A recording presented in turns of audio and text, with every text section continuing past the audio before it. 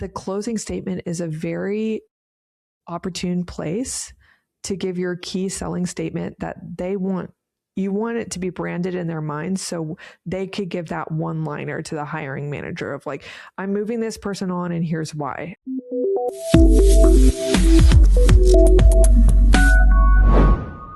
Hello and welcome back to Answer the Call, where we help Christians discern what they feel called to do, practically identify the right job that's aligned with it, and then help them land that job with excellence and hopefully some merciful speed. That is what I would love to help make your job search easier for you. So I've got my teammate Audrey Bagaris here. I'm Kelsey Kemp, and this is a continuation of the series that we started last week, where we started talking about breaking down what recruiters, hiring managers, and various other stakeholders of the hiring team will be looking for at each stage, from application to first interview, second interview, many more interviews, panel style, things like that. So in this installment, we want to talk about what recruiters are looking for after you have made it through from application to getting an interview. And after the phone screening, here's what they're looking for and why they might reject you. So we're going to phrase it that way. But if you want to think about it more positively, we're just really talking to you about tips to pass the first interview. But if it's helpful to think about the way that they might be phrasing it in their minds of like, should I reject this person? Here's the way that I think they might be thinking about the criteria. So we're going to go through this. And I especially want to do this for the people who, oh my gosh, who hasn't experienced this? Going through a first phone call with a recruiter for a role and thinking, I guess that went well. I think it was good. I don't know. They didn't really give me a sense either way. And only to get an email back that says we've gone in another direction. And I want to just say you're not alone. And there's some ways that we could demystify that experience and help you get more. Congratulations. We want to move you to the next round. So Audrey, do you want to start with just some stats that might be comforting to listeners so that they could understand once they get an initial interview with a recruiter, which is often called a phone screening, actually how far they've made it in the recruiting process compared to other candidates? I hope this is kind of comforting. Yeah, I also hope that this can be encouraging, because getting to the recruiter screening is a huge accomplishment. These recruiters are not wasting their time on people that are not worth their time, right? Recruiters don't have a million hours in the day to be interviewing people. So if you're in an applicant pool of 150, which is very common, over 150 applicants, typically there's going to be from that about 5 to 10 profiles that the recruiter sends to the hiring manager to get approval. Am I on the right track? Or these are the kind of people that I should be talking to? And then the recruiter invites those people to an interview or a phone screening, about maybe 3 to 5 from those profiles. Overall, about 3% of total applicants get invited to an interview. So if you're invited to the interview, you're in the top 3%, and that's a good place to be. Congrats. I think that, of course, this varies wildly. We're not saying that all applications have 150 candidates that apply. There could be, we were just helping one of our clients apply to one that had about 25. It was a pretty niche role. It was local to a certain market, and it was on site, so not remote. So those are positions that, you might find plenty for your given target role that are a bit smaller of a candidate pool. And I would say, even if there's 15 applicants, if the recruiter can find whichever ones they think are a general match, it is really good for them to hopefully get a set of at least 5 that they think are worth interviewing. It might be more like 2 to 3, given what they're looking for. So of course, we're not saying that it's only 3% of applicants get an interview, but honestly, that is kind of an average. But I also like helping our clients choose more niche positions with less competition. So hopefully that could comfort people as well. But once you get so you want to, I'll actually just let you continue, Audrey. After those 5 to 10 profiles are sent along to the hiring manager by the recruiter to say, hey, do I have this kind of the kind of candidate in mind correct for what you're looking for? Then what happens? Well, and I want a quick note there. That could be a client profile on an internal system, but also could be a LinkedIn profile. Sure, your LinkedIn profile is good to go, please. Yes. But after that step, from the numbers that we're using in this example, let's say about 3 to 5 people are invited to a phone screening, and we're going to go over all the details of a phone screening and how those typically go. But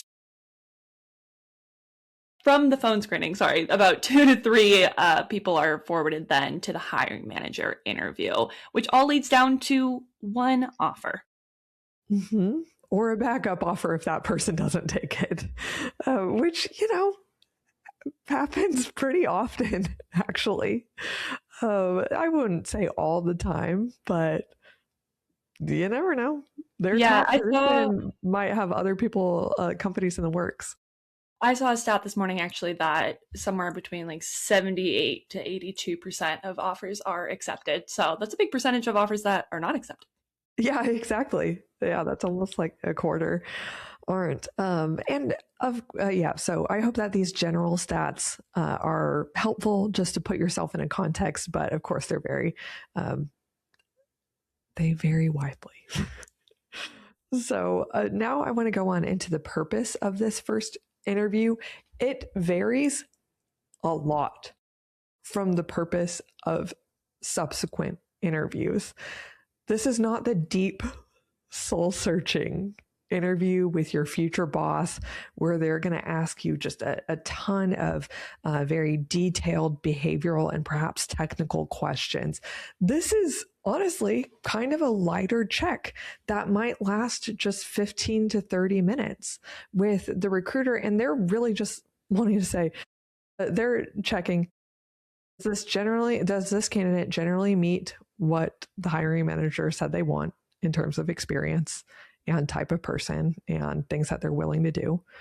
Are they generally professional? Are there any red flags? Are they aligned with the salary that we have budgeted? Because we're not generally going to, they might be thinking, oh, we have some flexibility on that. Or they might also be thinking, I really can't forward anyone on that doesn't confirm that they're okay with our max salary, because we're not going to negotiate above that. There's all sorts of things behind the scenes. They're really just doing a check. Does this person really meet what the hiring manager said that they want in terms of these basic criteria? I just want to make sure that I don't look silly or waste the hiring manager's time with a candidate that they're like, what? This was just such an obvious miss. So that it's really, they're just taking 15 to 30 minutes to do a warm body check of like, is your resume, like what I think was a strength from your resume, is that true? Do you actually have this experience? I actually had some red or yellow flags come up in my mind as I was reviewing your resume about different things that looked like job hopping. Can you explain why that happened? And do you have a good answer?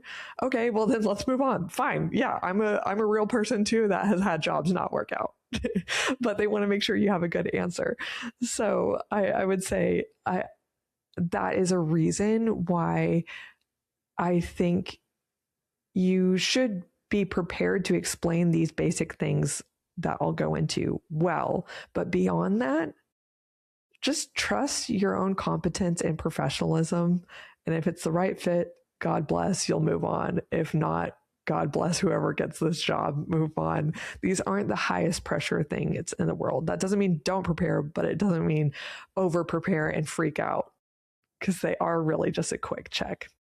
So a preview of what you'll hear from us today as we go deeper. We're going to share 2 things 2 reasons the recruiter might reject you that you can't really change because they're not dependent on you. I just want to get those 2 things out of the way so you could know it's really not always personal. 5 things that you can fix really easily and immediately. So these are tips that we'll give you to help you pass more first round interviews.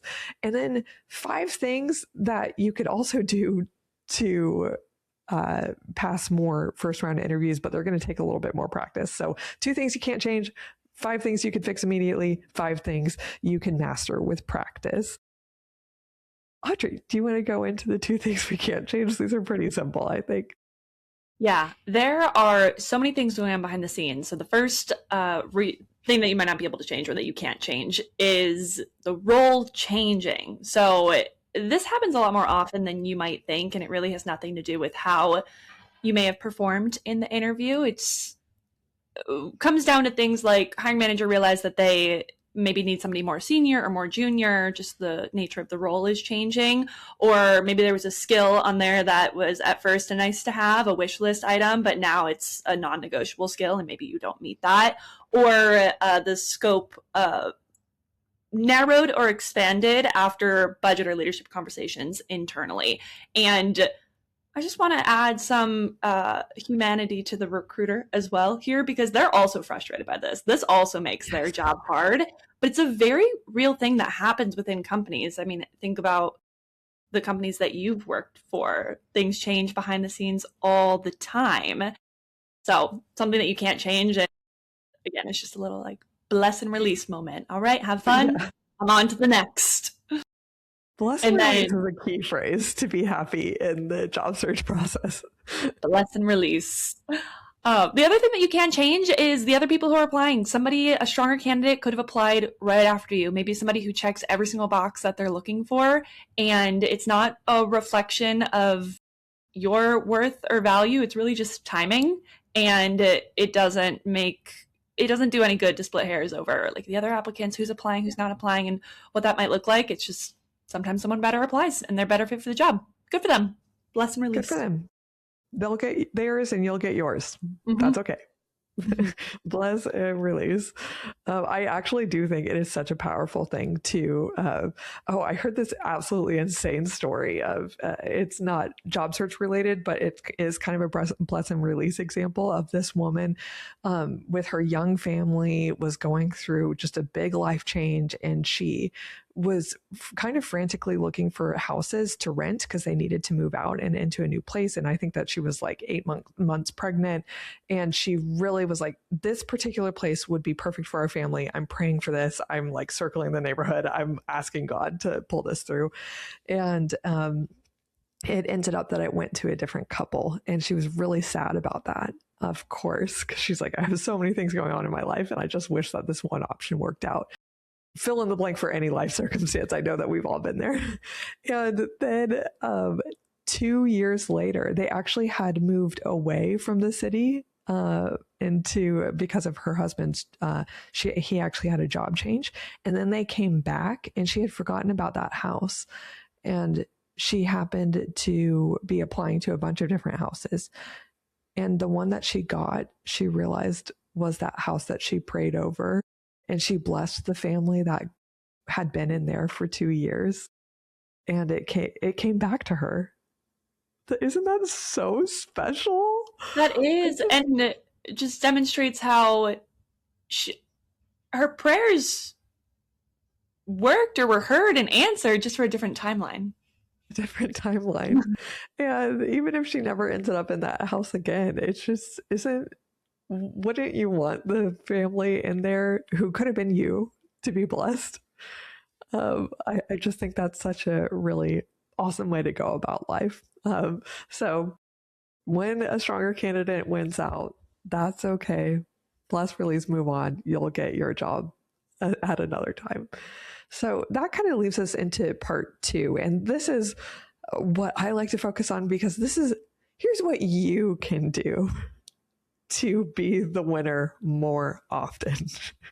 So 5 things and these are quick fixes. These should kind of be table stakes, and we're going to get deeper in the part 3 that we're going to close out in. But the table stakes, Number one, please fix your professionalism red flags. The recruiter really is on a basic level, just putting you through the "are you going to embarrass me" test if I pass you on to the hiring manager. Because they're a professional too that is judged on the quality of candidates that they send along. So it is shocking how many people actually do not show up on time or at all to interviews. I read a stat this morning that recruiters, this is done by Career Plug, 74% of recruiters have been ghosted on an interview, like by the candidate. And I think it's a fairly consistent experience sometimes. And these aren't for like chump change roles. For instance, I apologize that so many of my examples lately are from my muse, Kevin, my husband, but his team is going through a series of hiring experiences this year. So I'm getting a lot of material from that, to be honest. But I am shocked that it's not even just at this current company, but his last company, when he was also hiring a team, every single role that got posted he would get ghosted. And he's the hiring manager, by the way. He's not even the recruiter. The recruiter would get ghosted. And then some people that went through the recruiter round and then they got to the second round with Kevin, they also just wouldn't show up, or immediately, like this happened 2 weeks ago, emailed 1 minute before the interview, "Sorry, something came up. Can we reschedule?" And that can happen. You can have a really good excuse. Kevin was actually, in this instance, understanding, but he was kind of like, "Okay, I'll give this guy one more chance." And I just don't think that he never scheduled. So, wow. There are people that not only won't show up on time, like I'm talking, if you are not on the call at like a few minutes or at least 1 minute before the call time, it can be a bad look. Please don't join even just on the dot. I think for an interview, if it's at 4, please join at 3:59. Especially for very, very competitive companies. I had a client that was interviewing for DreamWorks Animation, and she said that she was doing practice interviews with people that she had networked with within the organization. And a guy agreed to do a practice interview with her. And the deal was, he said, "Call me at noon." And she called him at noon and 10 seconds. And he said, when she answered or called him, "I was going to give you 5 more seconds." And I want to say 99.9999% of companies don't feel that way. But they do at least feel like, don't join a minute late. A lot of people feel that way. Yeah. Punctual people expect people to be punctual. Yeah. Well, especially it's like, once you're working for the company, I'm sure that most companies have internal meetings where somebody joins 1 to 5 minutes late. But when you're in an interview, it's just culturally expected that this is your absolute best behavior. So if you're not showing your absolute best behavior up front, we all know it's like, oh gosh, imagine how it's going to be later. So beyond just showing up on time, do you lack etiquette and formality? I would encourage you not to be too casual just because it's a recruiter screening. I mean, don't have like a stick up your hiney, but don't be too casual or playing hard to get, like, "Oh, you sell me on this role." Some people are like that, not most in this economy, but some people are. I would say there's a lot to be said about lacking etiquette. I would encourage you to follow my friend Allison Shepardak on Instagram. She's Elevate Etiquette, and she posts a lot of things that inspire us to know how to increase our kindness, compassion, professionalism, and poise in the way that we speak to other people. So I do think a lot of us could grow in that, including me. And the last two things, well, it could kind of be considered one thing, is, and a professional red flag is energy. Do you not, are you like incredibly flat, have no energetic sense of, I actually want to be here and can do a good job and can fight for your company in the specific way that you're hiring for, and let's go get this bread? Like, if you do not have any ounce of that, or it's like wishy-washy, which I would say a lot of people are. I think a lot of people could improve the way that their energy and their speech and the way that they show up. And another thing that kind of adds to this, Audrey, do you want to talk about the getting versus contributing energy? Yeah, and this is something that we talk about a lot because it's so important and such a big problem. So many people show up to interviews and talk more about, or talk at all, about what they're going to get from the company. I'm looking to learn this. I'm looking to be mentored by so-and-so, and really just taking energy away from the company versus talking primarily, if not only, about what they are contributing. What are you bringing? How are your skills going to contribute to the overall bottom line of the team, the company, all of that? That's a direct exchange, right? Take out all of your getting language and replace it with contributing language. And like you said, Kelsey, it loops into that energy, because at the end of the day, we all only have so much energy to give, and they can't bring an energy sucker to the team. Like, they need something that's going to bring it.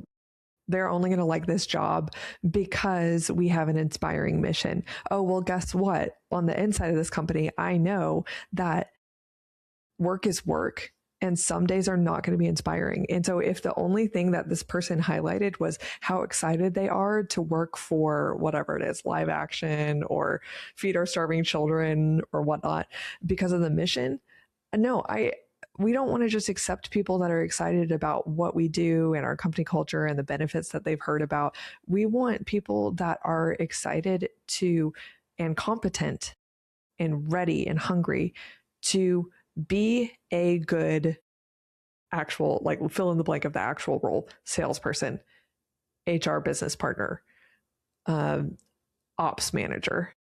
Like, your key selling point is being a good functional specialist, not just an excited to be a part of Google fangirl, you know?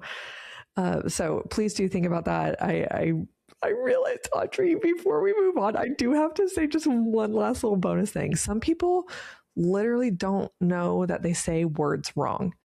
So please ask your friends, am I saying words that are not English?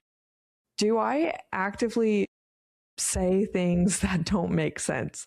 Do I have weird language habits? Like actually saying sorry too much, or saying, did that make sense, after everything that I say? Ask your friends to be honest with you. Do you say, I have been in plenty of meetings over the years with people that say frustrated. That's not a word. It's frustrated. What?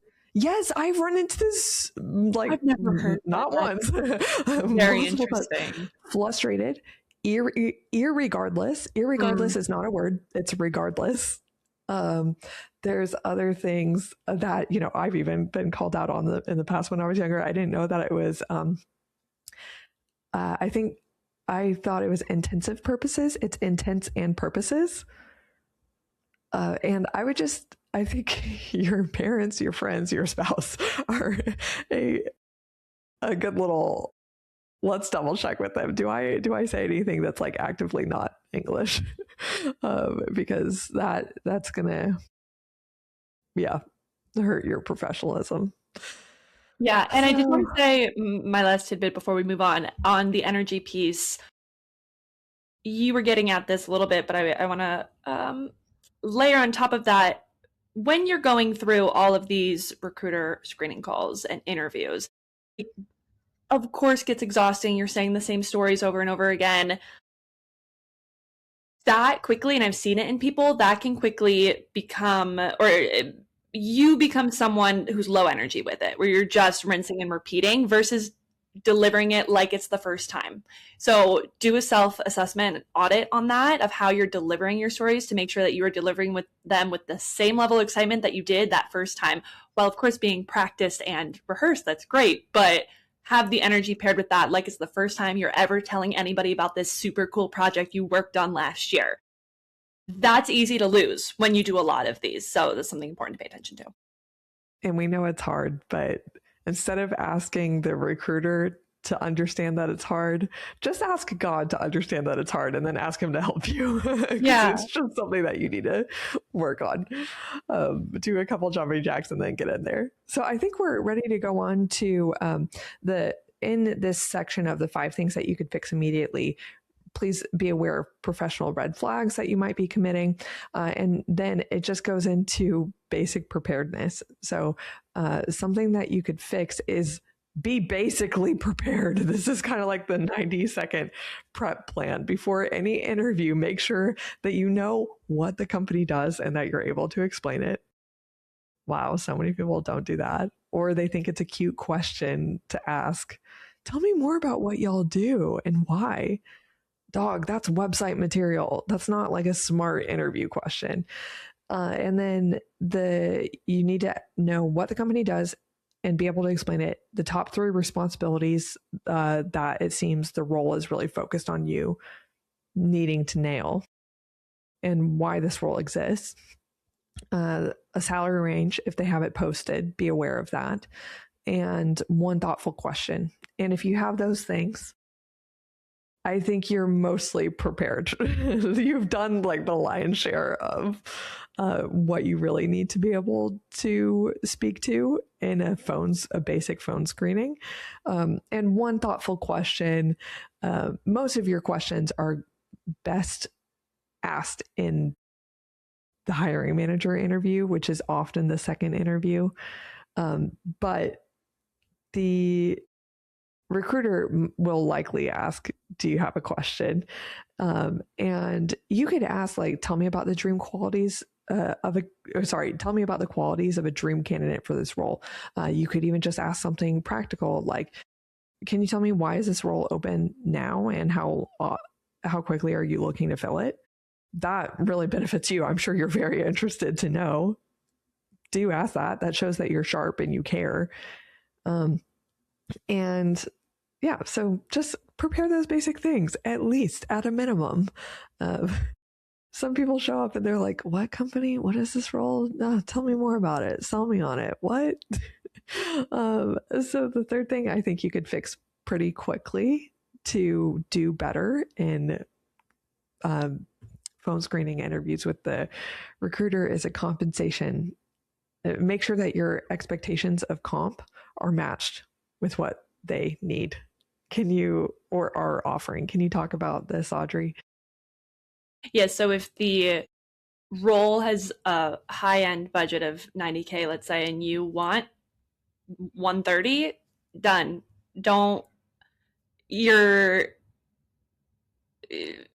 Probably just don't apply. Yeah, I know. That's where I was going back. Like, just don't apply in the first place. But sometimes things like that you don't realize them until later on in the process. But yeah, or if they don't have that number, if they don't have their range posted, that's not your fault.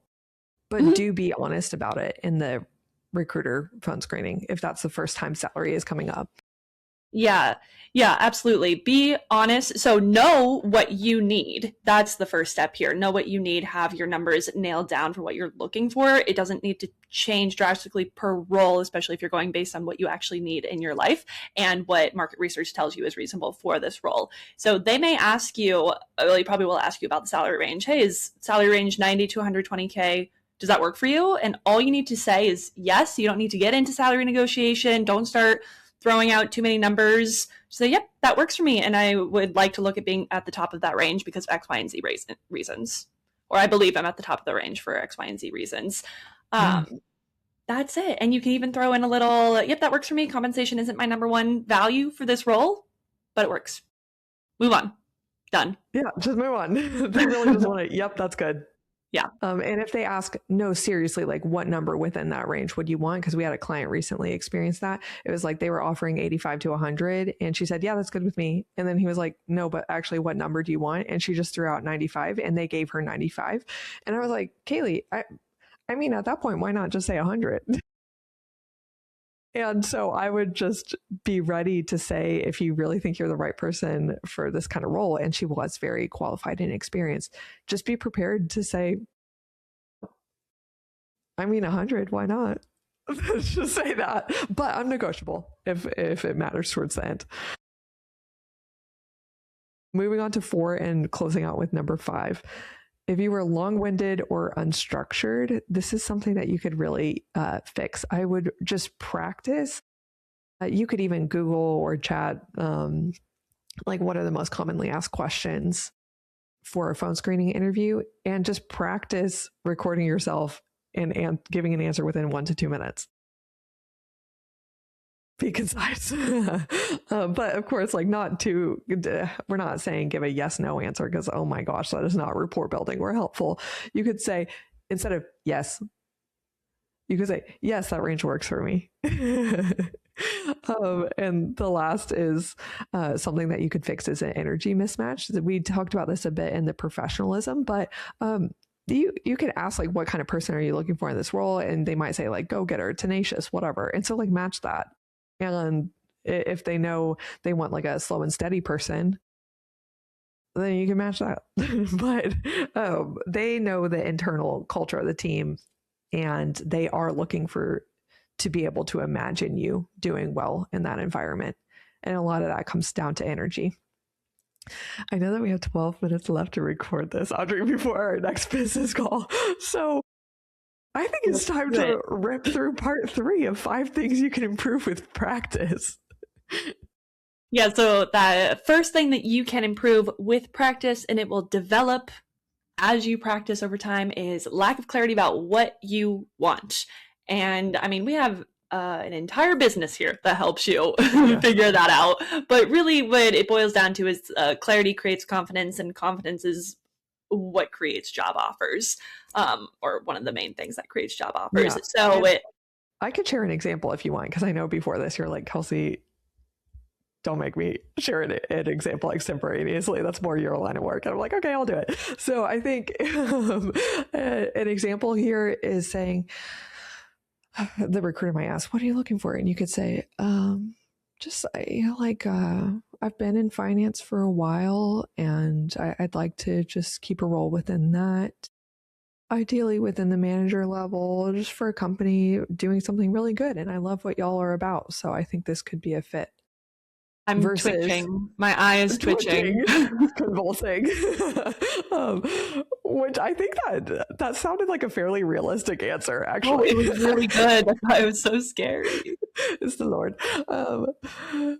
Versus a strong clarity statement is, I'm looking for a controller role that at a tech company that has strong financing, and I am really, really excited to work with a tight-knit team that allows me to focus more on finance rather than purely accounting. I've done all sorts of I've mastered all the accounting functions in the past, and I have finance experience. I'm looking to triple down on that. Is Kevin in the room with us? He's upstairs. I was channeling that from him. That's definitely something that he said. My muse, my guy. Okay. Our case study. Our case study. He's so good as a case study. So the second thing that you can improve with practice, and this is different than lacking clarity about what you want. It's lacking clarity when talking about your background. Because they'll ask you like, how did you get here? Why? Tell me about your background, or tell me about yourself, or okay, well, tell me a little bit more about your experience? Why did you come to want what you just said that you want? And you could say, the key thing that I want to drive home here is, please don't just drone on chronologically about your resume. You can do that. Most people do that. Or especially our career pivoters that we help, this is not going to help them out.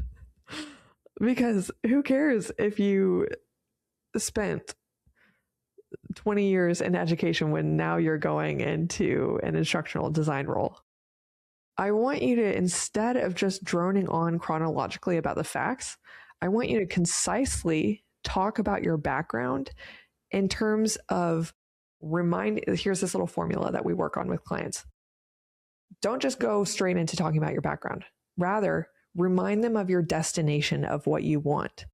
You could say, yeah, so one of the key reasons that I'm looking for a controller finance role today is because of my 8 years of experience in public accounting. I'm just reading Kevin's resume. I really got a lot of experience with some of my favorite clients that I got to serve were in the startup space in the Minneapolis area. I'm literally just talking about his experience, but I had 8 years of experience in public accounting. Then I moved on to a large cloud computing software. So I got experience in industry working with a very large, well-funded organization. Then I decided to be more well-rounded and go into some startups as well as some PE-backed startup companies. And that led me to today. After going through that buffet of finance and accounting experience, I realized the thing that I am absolutely a killer at is blah, blah, blah, how I like explain the top 3 responsibilities that they're looking for in this role and why you are good to fulfill them. So that's why I got really passionate about this and why I wanted to apply and why I thought I could be a fit. So I've been looking forward to this conversation. Something like that. Destination, backstory, connect the dots.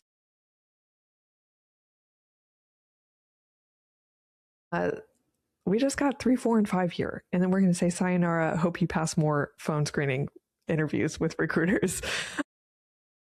I'll preview these last 3. The third reason they might reject you that we'd like you to work on a little bit more is if your skills alignment wasn't obvious.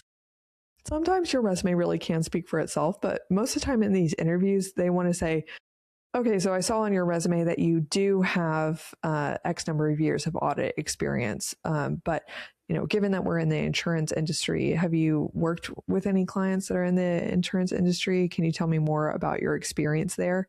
You need to be prepared to speak to their context and what they obviously want. And if your skills alignment there isn't obvious, it's going to be hard for them to sell you to the hiring manager for the next round. So do a little back and forth coaching with chat on that, or reach out to us and we can help you to help you get a really tight statement on why your skills are very aligned for the given role that you're applying for.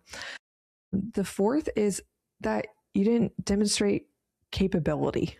Can you speak to this, Audrey? Yes, this felt like a personal one for me because I have fallen into the trap in different situations relying too heavily on personality and not enough on tangible evidence, where I feel like I can get along with people very well. And, I leave a conversation, I'm like, oh my gosh, that went great.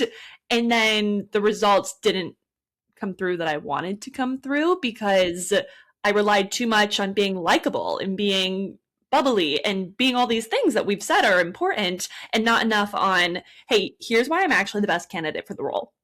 So over time, find a way to mix those things together and to still have that bubbliness and that personality that's so important, but to not sacrifice actually giving them solid proof for why you're a good fit and actually just merging those two things together. This was a personal one for me, for sure. I think if you personality hires are hilarious. They light up an office. Pure skills hires without any personality, there's probably similar levels of pain for different reasons for those two extremes. Let's be in the middle. Yes. Let's be in the middle. Have some personality, but drive home that that's not all that you've got in the toolbox. Mm-hmm. So just that kind of brings us to most likely for this 15 to 30 minute interview, it has flown past. We just want to make sure that you nail number 5, which is closing strong. And this is, you don't have to give like a huge dissertation, but just instead of ending on, yeah, okay, enjoyed this conversation, let me know what next steps are, be like, based on what you've shared, I'm confident that I could deliver strong value in this role given blah, blah, blah. I'd love to continue in the process. What's the hiring timeline that you're looking for and next steps that I should expect if you think mutually that I'm a good fit for this role? That gave energy, that gave professionalism, that gave like sharp language, that gave moving forward momentum instead of passive, cool, yeah, well, get back to me. So do close strong. I think that this is not, they might not make it the key reason. Like if you had a very soft close, it's probably not going to be any sort of key reason that they reject you, but it could be a soft reason they reject you just because the closing statement is a very opportune place to give your key selling statement that they want. You want it to be branded in their minds so they could give that one-liner to the hiring manager of like, I'm moving this person on and here's why. I think that they'll be really good. So their recency bias plus your strong statement, I think could really work in your favor.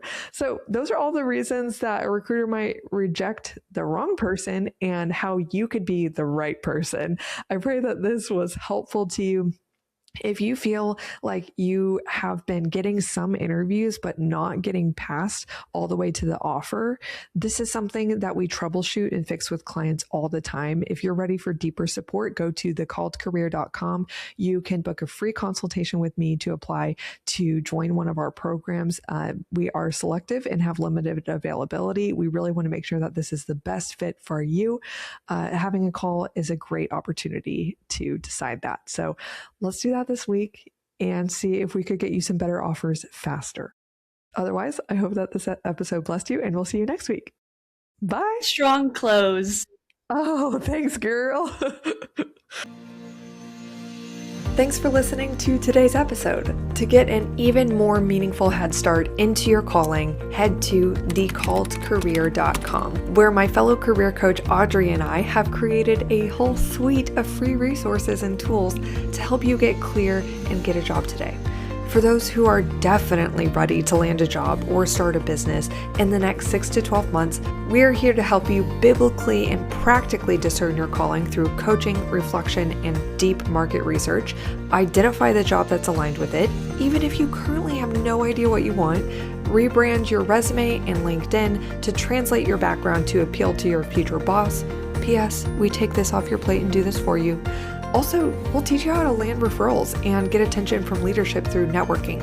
Again, if that makes you nervous, we have these emails and LinkedIn messages literally written for you so you don't have to sweat. We're also here to give you unlimited interview practice so you're prepared to address every elephant in the room and knock selling yourself out of the park. Then we'll round out with helping you negotiate your salary so you land thousands more. Just so you know, recent clients have gotten $8,000 to $50,000 salary increases, even though they were totally non-traditional candidates. That's because we specialize in helping non-traditional career pivoters land jobs they're ecstatic to serve in. It takes work, but we're here to see you through until the end, when we're celebrating that day that you send me an email in all caps and you say, Kelsey, I got the job. Then you could be on the podcast. But I'll be here until then, keeping you accountable and encouraged by meeting with you literally until you land the job you want, even if that's up to 6 months from now within our program. Apply to join at thecalledcareer.com, and I'll see you next week here at Answer the Call. Bye for now.